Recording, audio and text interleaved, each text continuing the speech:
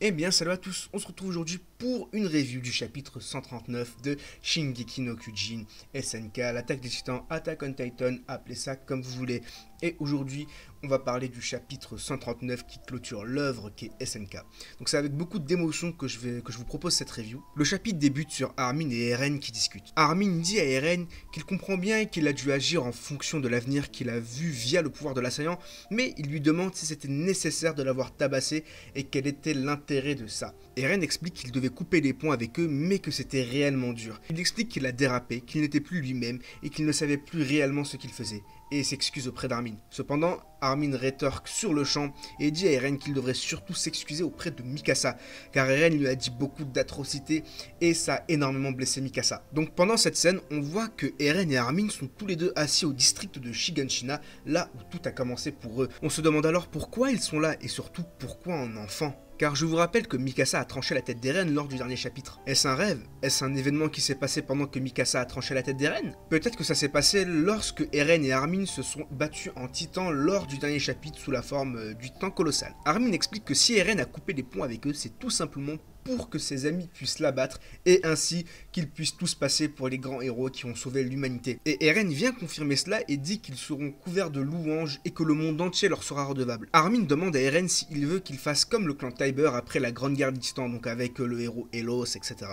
Et qu'il protège du coup l'île du paradis contre toute représailles extérieure. Mais Eren explique qu'il n'y aura aucune représailles avant un bon moment, tout simplement car Eren va tuer 80% de la population via le grand terrassement et que grâce ou bien à cause de ça, il n'y aura plus de guerre. Armin est choqué face à ce que Eren vient de lui dire et il lui demande s'il fallait réellement faire ça et s'il fallait réellement en arriver à ce point. Eren se lève et demande à Armin de venir avec lui et qu'ils vont aller aux endroits dont il rêvait de voir étant enfant, tout en discutant d'Ymir, leur ancêtre. Donc on a un changement d'endroit et d'apparence puisque nos deux amis se trouvent en face d'un volcan en éruption et d'une rivière de lave. Ils ont notamment grandi aussi. Armin est totalement stupéfait face à ce beau spectacle et il dit à Eren « C'est donc ça les fameux lacs de feu ?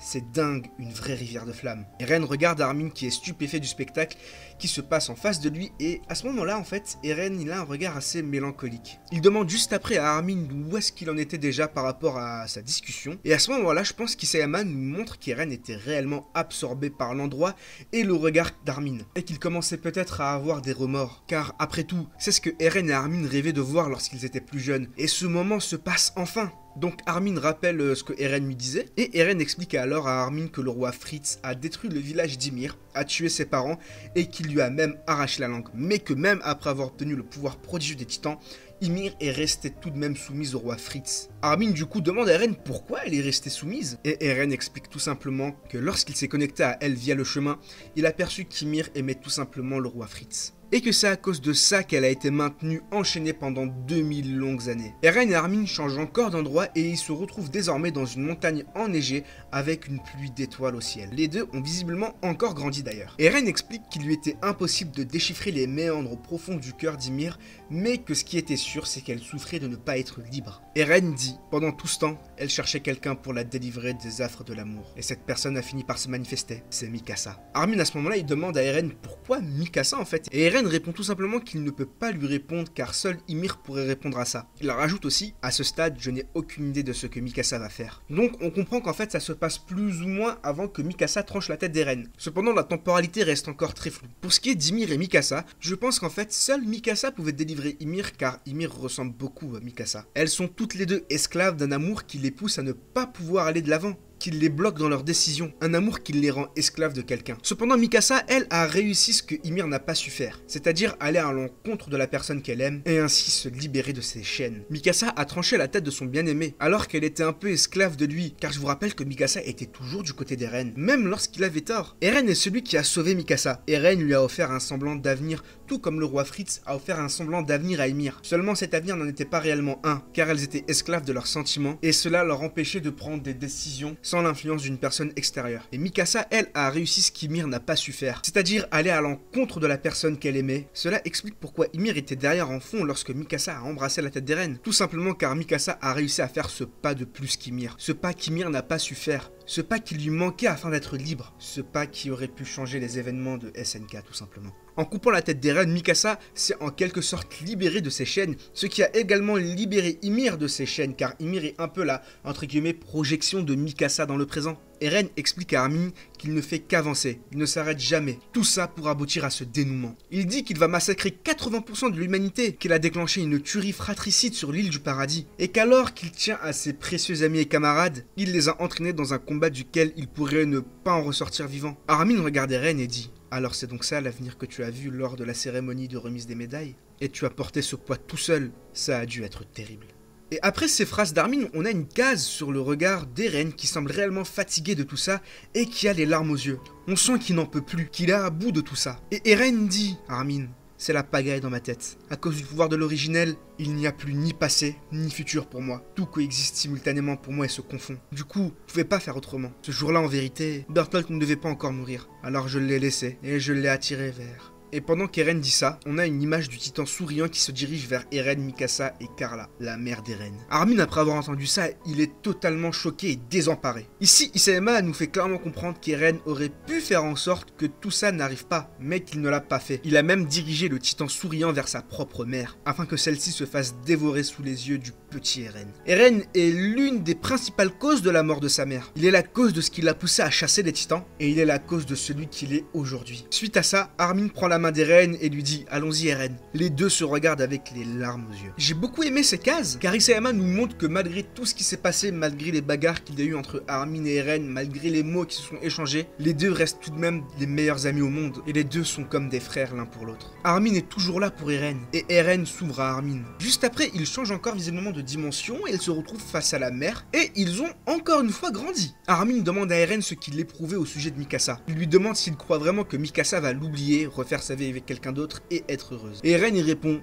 bof, j'en sais rien. À ce moment-là, Armin frappe Eren et lui crie dessus: y a pas de j'en sais rien qui tienne, je ne te permets pas. C'est tout ce que ça te fait d'avoir piétiné ses sentiments, alors qu'elle n'a pas arrêté de se mettre en danger pour toi. Tu penses sérieusement qu'un simple oublie-moi va suffire? On a Eren qui est au sol, dans l'eau et qui est vraiment triste. Et Armin rajoute une couche en disant: avec un mec comme toi, c'est sûr qu'elle ferait mieux de tirer un trait dessus. Remarque, elle aura sans doute pas trop de mal à se trouver quelqu'un de bien. Et suite à ces mots, Eren répond: arrête, dis pas des trucs pareils. Je supporterai pas qu'elle soit avec quelqu'un d'autre. Je veux qu'elle continue à penser à moi toute sa vie. Ou du moins, qu'elle n'en se remette pas tout de suite. Qu'elle traîne mon deuil pendant 10 bonnes années. Armin est totalement choqué de voir Eren dans cet état. Et il lui dit qu'il ne s'attendait pas à ce qu'il dise une chose aussi minable et lui demande de se relever car elle fait vraiment pitié à voir. Isayama nous montre qu'Eren n'est finalement pas un monstre sans sentiment comme il veut nous le faire le croire. Que malgré tout ce qu'il a fait, Eren éprouve encore de l'amour, du regret, etc. À ce moment-là, c'est la première fois depuis très longtemps qu'on voit Eren sortir de sa coquille. C'est la première fois depuis longtemps que Eren se livre à quelqu'un. Et qui d'autre est mieux placé pour briser la coquille d'Eren, mis à part son frère de toujours, Armin. Ce n'est pas anodin qu'Armin ait allé titiller les sentiments d'Eren comme ça. Car on voit bien qu'Armin a fait ça à contre-cœur. Ce que Armin a dit, ça lui faisait mal de le dire. Mais il l'a fait pour le bien d'Eren, pour lui faire ouvrir les yeux. À ce moment-là, beaucoup se disent: mais il est sérieux Eren à dire des trucs comme ça? Mais n'oubliez pas qu'Eren est un humain avant tout. Eren est la définition même du soldat. Juste après, Eren demande à Armin de ne rien répéter à Mikasa. Je veux seulement son bonheur évidemment. Ah bon sang. Et Eren pleure et dit: Armin, j'ai pas envie de mourir. J'ai envie de rester avec Mikasa. J'ai envie de rester avec vous le plus longtemps possible. Armin commence à avoir les larmes aux yeux et demande à Eren de ne pas abandonner et qu'il doit bien y avoir un autre moyen à tout ça. Mais Eren répond qu'il n'y a pas d'autre moyen car tout le monde était comme lui. Personne ne voulait mourir. Et c'est totalement compréhensible. Il dit que pourtant ce qu'il a fait est impardonnable. Et juste après ça, nos deux héros se retrouvent en face de traces de sang, de squelettes et de cadavres et surtout des pas du grand terrassement. Eren explique à Armin que même s'il n'avait pas su qu'il l'aurait stoppé, il pense qu'il aurait tout de même dévasté le monde. Armin lui demande pourquoi et Eren répond qu'il ne sait pas vraiment pourquoi, que c'est une envie irrépressible en lui. Et à ce même moment, on a des flashbacks de Grisha qui porte Eren en lui disant: Eren, c'est ton nom. Eren, tu es libre. Et je pense que c'est justement ces mots qui ont fait qu'Eren veut une liberté totale. Et que c'est sûrement pour ça qu'il aurait tout de même dévasté le monde, même s'il n'y avait pas ses amis qui allaient l'en empêcher. Ces mots résonnent dans la tête d'Eren. Après tout, c'est les premiers mots de son père. C'est les premiers mots qu'Eren a entendus de la bouche de son père. Donc forcément, ces mots sont restés gravés en lui et font écho en lui. Juste après, Eren dit à Armin que c'est l'heure. Et il commence à voir les marques qu'il a eues lors du rêve de Mikasa. Vous savez, lorsqu'elle rêvait qu'elle était enfin avec Eren, dans les bois, dans un chalet, avant de lui trancher trancher la tête en fait tout simplement. Eren dit à Armin qu'il va lui effacer toute la conversation qu'il a eue avec lui de sa mémoire. On a Armin qui prend un coquillage. Eren dit à Armin que la prochaine fois qu'ils vont se croiser ce sera pour s'entretuer, mais qu'une fois que tout sera terminé, il se souviendra de tout. On a Armin qui tend le coquillage vers Eren et dit « Eren, merci. C'est pour nous que tu es devenu un meurtrier. Je te promets que cette erreur ne sera pas vaine. » Et on a Eren et Armin qui se prennent une dernière fois dans les bras. Eren regarde le coquillage que Armin lui a donné et dit « J'ignore ce qui va se passer après ma mort, mais je suis sûr que tu pourras aller de l'autre côté des murs. Celui qui sauvera l'humanité, ce sera toi, Armin. » Après ça, on voit Armin sur un bateau à côté de Dany, et en fait on comprend que cette conversation s'est passée lorsque Armin et ses amis partaient pour stopper Eren. Et juste après ça, on a Armin qui se réveille et qui n'est plus transformé en titan. Et puis il dit que tout lui est revenu. Armin se retourne et voit Mikasa avec la tête d'Eren dans ses bras. Armin n'en croit pas ses yeux et se met à pleurer et court coller son front sur la tête de son défunt ami Eren, tout en pleurant toutes les larmes de son corps. Mikasa demande à Armin si lui aussi sa mémoire lui est revenue et s'il se souvient qu'Eren est venu leur parler. Armin répond tout simplement que oui. Et on apprend qu'en fait les titans n'existent plus. Et on a d'ailleurs une belle page où on voit tout le monde qui est redevenu humain. Juste après, on a une case où on voit Jean qui dit « Je me rappelle maintenant ». Ah, foiré de brave type, en parlant d'Eren les larmes aux yeux. Reiner qui dit « Eren, tu nous auras tout fait ». Et Connie qui dit « Eren m'a dit que ma mère aussi allait redevenir humaine ». Au final, tout est bien qui finit bien. Annie retrouve son père et le prend dans ses bras. Et après ça, Isayama a clairement voulu nous faire pleurer. Car on a des scènes très émouvantes. Nous avons Levi qui revoit tous ses défunts camarades morts pour la paix du monde. C'est terminé on dirait. Voilà l'aboutissement de votre sacrifice. Puis on a une dernière fois tous les camarades et amis de Levi morts au combat faire le signe du bataillon d'exploration. Puis un Levi qui est au sol, qui lui aussi fait le signe du bataillon d'exploration tout en lâchant une larme. Cette page est extrêmement symbolique, car le seul survivant du bataillon d'exploration c'est Levi. C'est lui qui a vu tous ses amis mourir sous ses yeux, c'est lui qui les a tous sacrifiés pour Eren. Levi est clairement représenté ici comme le vétéran de guerre. Isayama nous enchaîne juste après avec une autre scène très touchante, et il nous remontre une dernière fois Sacha en face de Jean et Connie. Sacha qui nous a lâché son plus beau sourire, tout en faisant le signe du bataillon d'exploration. Et on a Reiner qui va voir sa mère et qui la prend dans ses bras, et qui lui dit que désormais tout est terminé, que désormais il n'est plus le titan cuirassé, et sa mère s'excuse de lui avoir imposé tout ça. C'est une scène extrêmement touchante entre une mère et son fils. Plus tard, on a Mikasa qui dit à Armin qu'elle part afin d'enterrer la tête d'Eren. Armin lui dit de trouver un endroit paisible où il pourra reposer en paix. Mikasa lance un dernier regard à Armin, puis s'en va sans jamais plus se retourner. Armin sèche ses larmes et se retourne lui aussi. Cette scène est poignante car notre trio du début n'est plus désormais.